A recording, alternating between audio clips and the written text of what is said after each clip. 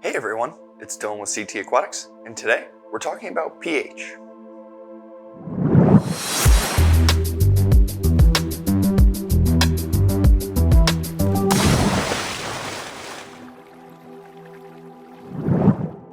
Now, I don't want to bore you with any chemical equations, so I'm not going to. But to make things easy, pH is simply a measure of how acidic something is. In this case, it's how acidic is the water. Now, a neutral pH, meaning not acidic and not basic, is a 7.0 on the pH scale. In a reef tank, we actually want the water to be somewhat basic, or alkaline. A good range of pH for your reef tank is going to be anywhere from 7.8 to 8.5. So what exactly is pH? pH is a measure between the balance of carbon dioxide and alkalinity in the tank. The more carbon dioxide in your system, the lower your pH will be, and the higher your alkalinity in the system, the higher the pH will be. The balance between these two determines the exact pH number. So what might cause a low pH in your fish tank? Well, usually a low pH is caused by an excess of CO2. CO2 can build up in the tank for a number of reasons. The easiest is because of a lack of fresh air. Our fish tanks are in our home, and therefore they are only exposed to the air that we have inside of our home. During winter months, or even summer months when the windows are closed, and you're running an AC unit, or even the heat, the air in your house tends to recirculate a little bit and CO2 can build up. For us humans, this is fine as there's still oxygen available, and there's still going to be oxygen available for our fish tanks as well. But the excess CO2 can build up in the tank, causing the pH to get lower. Having access to some fresh air can help to raise the pH. Another way to help increase the pH by lowering CO2 is by using a device such as a CO2 scrubber. The tank behind me has a CO2 scrubber on it. I'm going to put up on the screen right here an example of the graph that's on here. Now, pH fluctuations are normal throughout the day. As you can see on the graph, the pH goes up and down. It goes up during the day when the lights are on, and photosynthetic organisms such as coral or algae are able to absorb some of the CO2, increasing the oxygen levels and therefore increasing the pH. And then at night, these photosynthetic organisms are not absorbing CO2. You can see that it builds up in the system and the pH goes down. Using a device such as the CO2 scrubber, you can see here when the media in the scrubber gets changed, an immediate jump in the pH as there's now less CO2 in the system. And then as time goes on, the pH slowly goes down each day as the media gets used up and the CO2 starts to build back up in the system.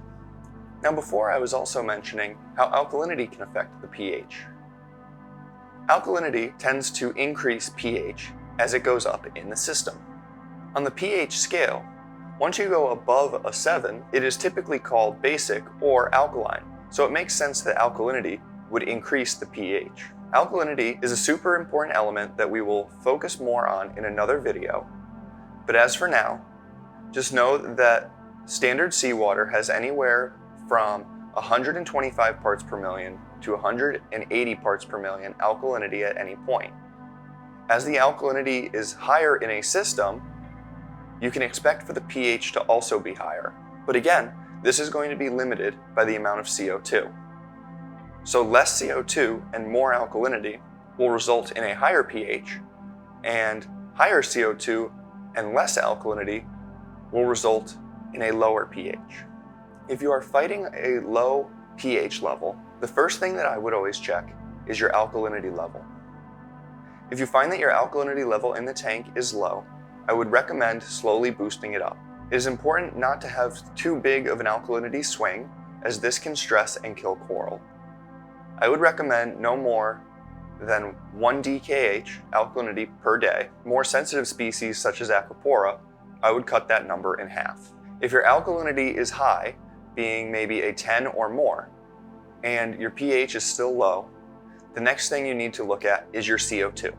It can be difficult to measure CO2 levels specifically, so if you do have a high alkalinity level, the first thing to try and do is get your tank some fresh air. Whether that is to open a window or attach a hose to your protein skimmer and put it outside, this can drastically help to increase the pH in your tank. If that fails, I would recommend adding something such as a CO2 scrubber, because as shown before on the graph, you can see how much the CO2 scrubber actually affects the pH.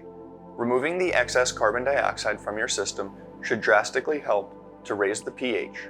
Again, keeping the pH between 7.8 and 8.5 is super important, but the closer to 8.5 that you can get means that your coral will grow just a little bit faster.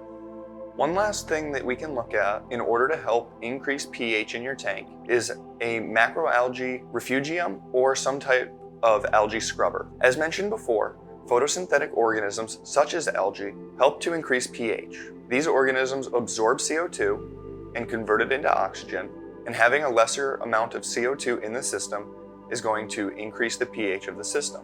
Adding an algae reactor, algae scrubber, or macroalgae refugium, and having it powered on during dark periods in the main display will help to offset lower pH at night. These algae systems will also overall help to increase the pH in the tank, as there will be a lesser amount of available CO2. So there we go.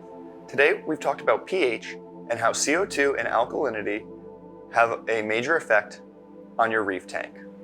Hope you enjoyed what you saw, and remember, please like, subscribe, and ring the bell for notifications to join us on our journey through the sea, or drop a comment below and let us know what you thought of the video. Thanks for watching.